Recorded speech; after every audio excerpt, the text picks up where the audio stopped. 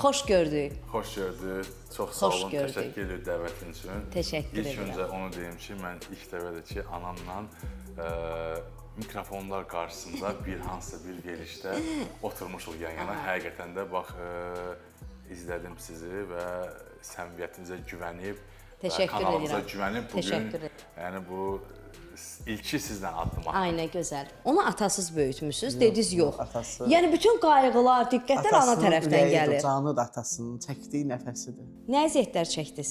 Elə olub ki, o 20 qəpik tapıb o yol pulu harasa getsin. O maşınlara baxıb, o hamı kimi geyinmir. Nə olsa geyinmişəm, demişəm, ey olar, yaxşı olar Şükran, yaxşı olar. Baxırdı o maşına deyirdim, amma maşından deyirdim Şükran, darıxma, mamanın duaları sənin üçün hər şeyindir. Min şükür, bu günə şükür. O gün sizin yoldaşlarımla görüşmüşəm. Deyirəm ki, yadınıza gəlirdi, mən ümumiyyətlə hər şeydə geridə qalırdım. Niyə görə geridə qalırdım? Məsələn, sinifə gətirirdilər, maska satırdılar. Mənim ona imkanım olmurdu almağa. Hər hansı bir bayramlarda mən geridə qalırdım. Elə bir şey olur ki, mən o bayramda iştirak edə bilmirdim.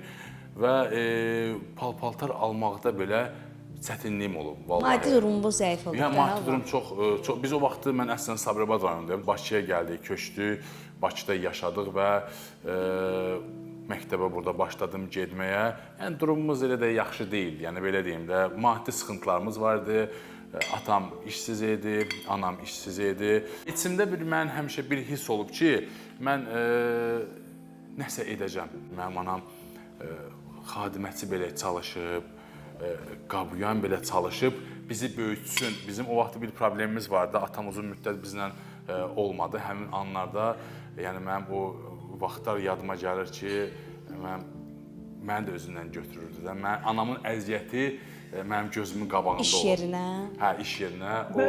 İndi çünki mən həmin o cür insanları görəndə indi vallahi deyirəm, çox kövrəlirəm və özüm yadıma düşür. Özüm yadıma düşür ki, ayda bir zamanlar mən də anam boynum bükürdüm, anamın yanında dayanırdım. Bir zamanlar çox çətin bir dönəmimiz olmuşdu. Həqiqətən də biz hətta kirayədə yaşayırdıq. Bizim kirayə verməyə pulumuz belə olmadı. Yəni bunu heç kim bilmir, bunu heç yerə danışmamışam. Biz anam o vaxtı bir bağça var idi, uşaq bağçası bir zamanlar. Biz ora sığınıb qalmışıq. Nə danışırsınız? Hə, bunu heç kim bilmir. Doğrudan da mən idim, mama idi, bacı idi, bacım bir ailə həyatı qurmuşdu. Təsəvvür et ki, biz orada qalırdıq. Bağçaya sığınacaq kimi sığınmış qalmış. Vallahi bu Şükran elə bir şeyləri görüb. Onu bax, deməli, mən danışmam, deməli, təsəvvür et ki, bizə ana həm də orada işləyirdi, həm xadiməsi idi, həm uşaqlara baxırdı. Yəni